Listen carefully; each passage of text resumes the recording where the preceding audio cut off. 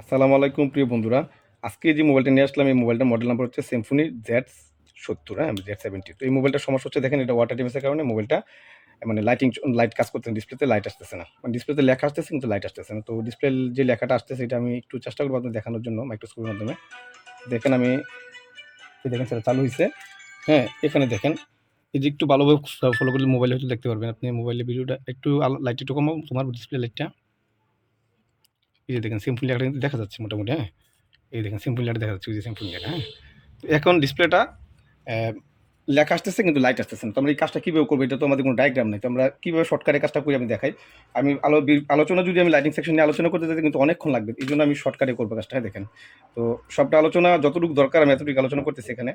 তো দেখেন মোবাইলটা যখনই এই সমস্যা হয়েছে তখন আমরা মোবাইলটা এখানে আমরা প্রথমে কী করবো, প্রথম কাজ হচ্ছে আমাদের লাইটিং সেকশনের যে কম্পোনেন্টগুলো আমাদের আছে সবগুলো আমরা মাপ দেবো যে এগুলো সবগুলো ঠিক আছে কিনা, হ্যাঁ? তো এগুলো দেখেন এগুলো সবগুলি ঠিক আছে, আমি সবগুলি চেক করছি।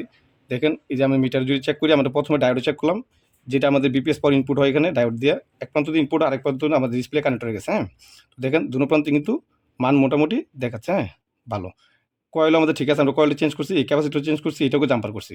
তারপরেও ডিসপ্লেটা লাইট আসতেছে না। তো তখন আমরা চিন্তা করলাম যে কেন আসতেছে না? তখন আমরা কি করে দেখেন বিকল্প একটা ব্যবস্থা কি, আমি ডিসপ্লেটা মাদারবোর্ডের সাথে লাগাবো। দেখেন মাদারবোর্ডের সাথে লাগাবো। আমরা দেখতে পাবো যে আমাদের ডিসপ্লের যে কানেকশনে এখানে যেহেতু এটা ওয়াটার ড্যামেজের কারণে এখানে সমস্যা হয়েছিল, এই জন্য এগুলো চেঞ্জ করছি, যেগুলো প্রয়োজন মনে করছি চেঞ্জ করছি। কিন্তু এখন দেখেন আমরা ডিসপ্লে আলাদা করে নিই মোবাইল থেকে, ব্যাটারিটা খুলে নেব।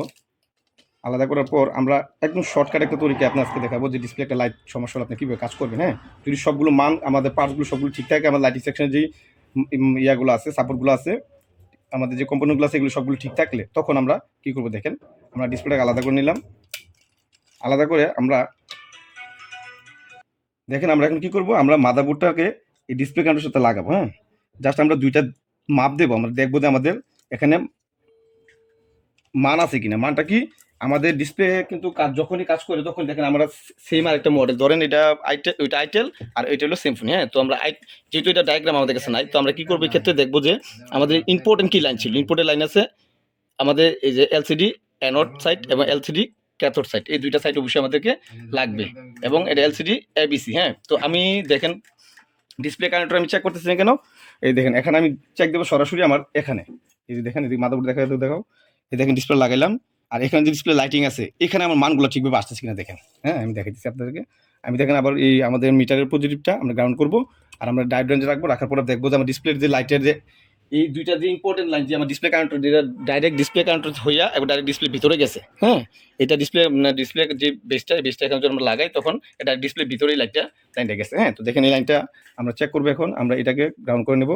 গ্রাউন্ড করার পর দেখেন এই আমরা যে আমাদের মিটারের যে গ্রাউন্ড আছে, গ্রাউন্ড লাইন যেটা মাইনাস, যেটা এই মাইনাসটা দিয়ে আমরা এখানে ভ্যালু চেক করবো। দেখেন আমাদের ভ্যালুগুলো আসতেছে কিনা, হ্যাঁ?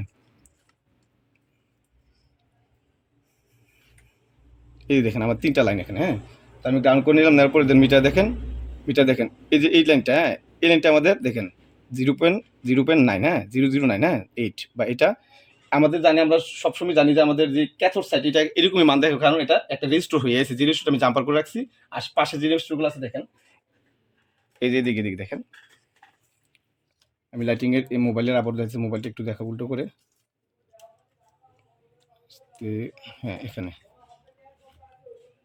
এই রেজিস্টারগুলো হয়ে এই লাইনটা গেছে, এই রেজিস্টারগুলো হয় এখানে দেখবেন, যদি এখানে মানটা কিন্তু সেমি দেখতেছে 0.9 যাইতেছে, হ্যাঁ? 009, হ্যাঁ?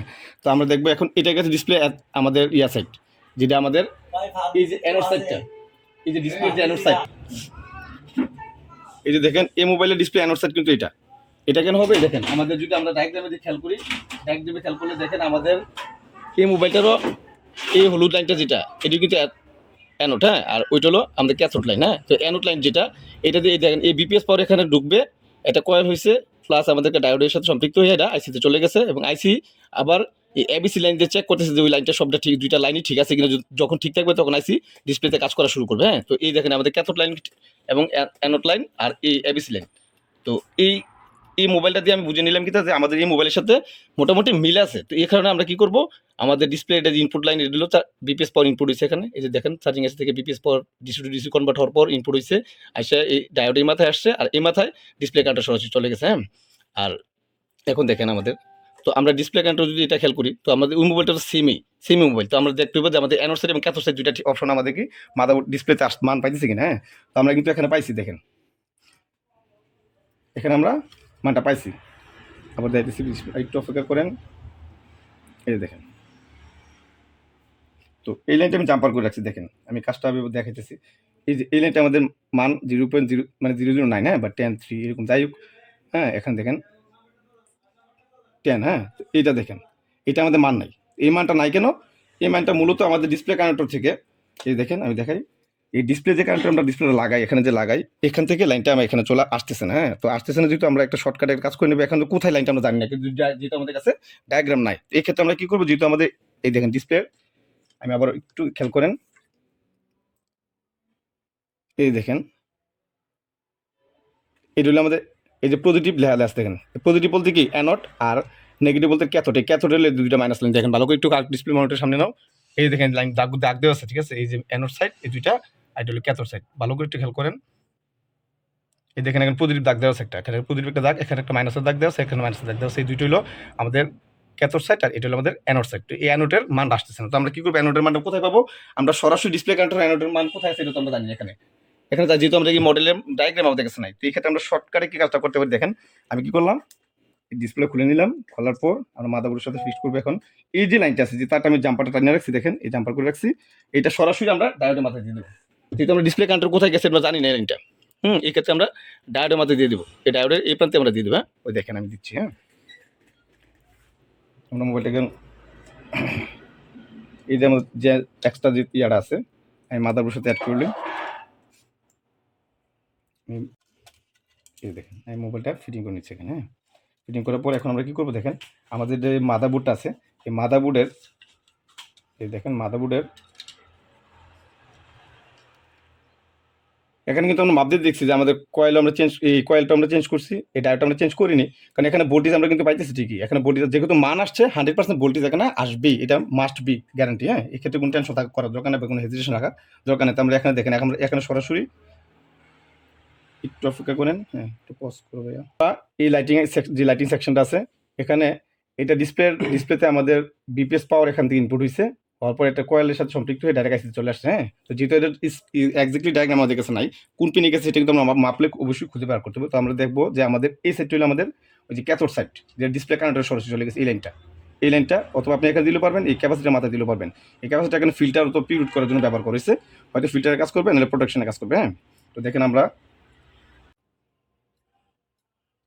আমি কানেকশন করে দিলাম এখানে। এখন আমরা সেটাকে ফিটিং করবো, হ্যাঁ? আমি ডাইরেক্টলি কী করলাম, যেহেতু এই মানটা আমার ডিসপ্লে কানেক্টর আসতেছে না, ব্যাপারটা কিন্তু বুঝতে হবে। যেহেতু আমার এখান থেকে এই ডিসপ্লে কানেক্টর লাগানোর পরে আমার এখানে ডিসপ্লে লাইটিংয়ের অ্যানোড সাইড ক্যাথোড সাইড আসতেছে, মান দেখাইতেছে, কিন্তু অ্যানোড সাইডে আমার কোনো মানই দেখাচ্ছে না। তো এক্ষেত্রে আমরা ধরে নিতে পারি এখন মতো ডিসপ্লে লাইটিংয়ে ডিসপ্লে ভিতরে যে লাইটের আলোটা ঢুকবে, যেই ভোল্টেজটা ঢোকা দরকার, সেটা তো ঢুকতে পারতেছে না, ঠিক আছে? এই কারণে কিন্তু ডিসপ্লেতে লাইট আসতেছে না, হ্যাঁ? তো দেখেন আমি এখন মোবাইলটাকে আবার ফিটিং করে নেব। এই দেখেন ভালোভাবে একটু খেয়াল করেন, মোবাইলটাকে এভাবে ফিটিং করে নিলাম। ফিটিং করে নিলাম। সাইদ বুঝতেছো তো নাকি? জি, বুঝতেছি। তো আমাদের স্টুডেন্টের ক্লাস চলতেছে, প্লাস কাজটা আপনাদেরকে ভিডিও করে দেখাইতেছি। তো দেখেন আমরা এখন মোবাইলটা চালু ওপেন করবো ইনশাল্লাহ। দেখেন আমরা কাজটা কিন্তু ইনশাল্লাহ হয়ে গেছে, হ্যাঁ? তো দেখেন আমরা মূলত কাজটা কি হয়েছে দেখেন, এই যে অ্যানোড সাইডের যে লাইনটা, এই দেখে দিকে দেখাও, মোবাইলটা দেখো, মোবাইল কাজটা কিন্তু আমরা ইনশাল্লাহ কমপ্লিট, হ্যাঁ? তো এই যে দেখেন এই লাইনটা কি হয়েছে, সরাসরি আমাদের ডিসপ্লে কানেক্টরে যায়। তো এটা আমি অন্য একটা মডেল দিয়ে আপনাদেরকে চেক করে দেখাচ্ছি। ডিসপ্লের যে অ্যানোড লাইন, এই লাইনটা কিন্তু মিস ছিল মূলত, হ্যাঁ? এই লাইনটা ডিসপ্লে কানেক্টরে গেছে। তো এই মোবাইলে তো আমরা এই মোবাইলে তো জানি না। এই দেখেন আমার এই মোবাইলটা তো মূলত আর চার্জ নাই, তো আমি পরবর্তীতে চার্জ দেবো মোবাইলটা। এখন দেখেন আমরা যে কাজটা মূলত করছিলাম, যে এই লাইনটাই কিন্তু আমাদের সমস্যা ছিল, হ্যাঁ?